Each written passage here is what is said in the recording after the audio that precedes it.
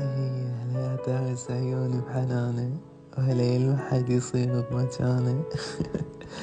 طبعا اليوم طلعت من البيت، رحت أخذت الفايل يوم حتى 20. أقدم لا والله، الرفاهي والله 21/11 أو 2023. هذا اليوم راح أسجل كلية فرايدي، راح يبقى ذكرى. أنا خريج دبلوم، بس حبيت إنه أطور من نفسي وأحصل شهادة بكالوريوس.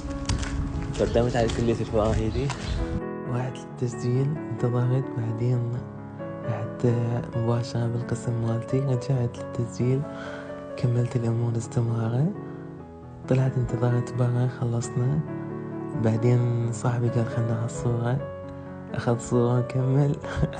بعدين رجعنا للبيت والحمد لله خلصت على خير.